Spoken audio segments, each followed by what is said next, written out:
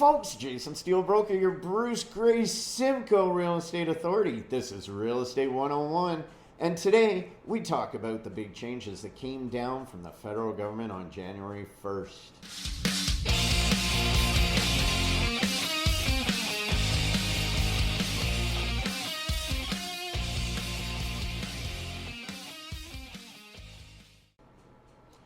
All right, well, let's start with the new anti-flipping tax. First of all, what is flipping? Well, it's the purchasing of real estate, usually residential, fixing it, repairing it, upgrading it, then reselling it in a very short period of time for profit. The government, with all their amazing knowledge of the real estate markets, are now going to be taxing the profits on real estate gains as a business income. For years, buyers were able to use this to shelter the gains realized using their PRE, which is the principal residence exemption. They haven't gotten rid of the PRE, but now you must live in and occupy the home for a period of at least 365 consecutive days.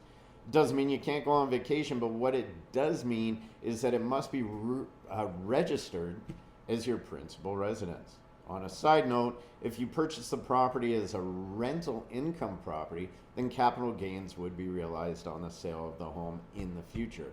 The new tax law puts an end to using PRE as an option, although there are some exceptions, but knowing the government, you're going to have to prove the heck out of it. Some of the exceptions include the death of the individual, obviously, an addition to the household, such as a baby, divorce, threat to personal safety. So there are loopholes, and while you could certainly wish that maybe a biker gang moves in next door, that would be a threat to your safety maybe. The next thing the government has added as a way to cool the market is a ban on foreign buyers. What does this mean? Well, again, there are going to be loopholes, exemptions to this new law.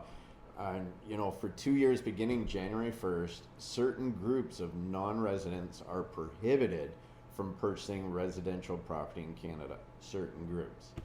This is aimed at cooling the market and creating affordability for Canadians. And here's another side note.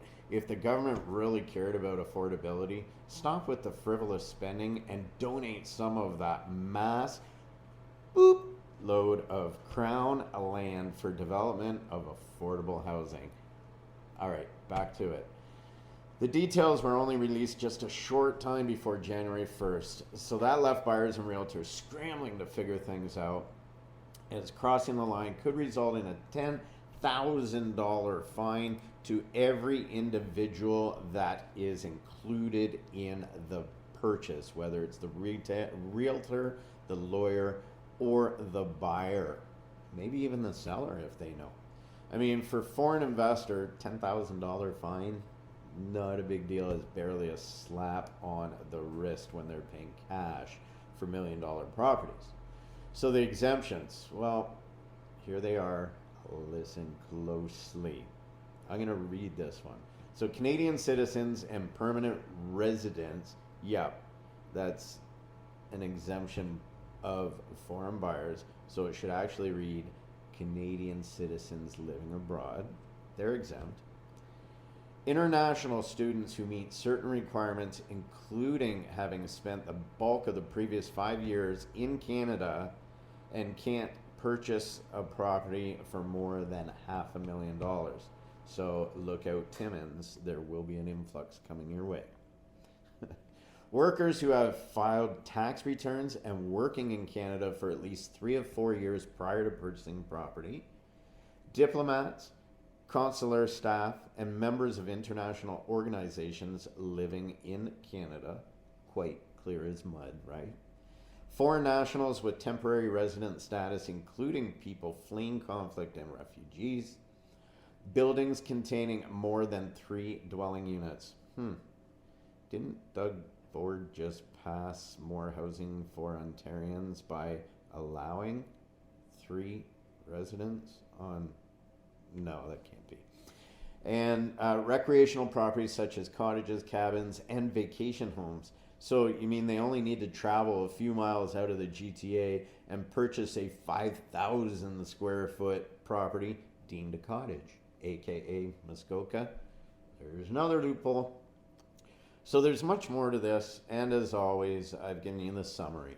Since every situation can be different, this information should not be relied upon as legal, financial, or tax advice, and I do strongly suggest you speak with a lawyer if any of this information does apply to you. That's my disclaimer. So folks, again, we've got the anti-flipping tax and we've got the ban on foreign buyers to Canada. January 1st it was implemented. The foreign buyers, that's a 2-year thing. They'll likely revisit it a year from now, figure out if it's working or not. My perception of that is, well, years ago, they probably should have implemented some ways of restraining, I guess is a good word for it, because it's the government's fault this got out of hand. I mean, people just coming in, buying up property, and we had no property to sell, and that pushed prices way up.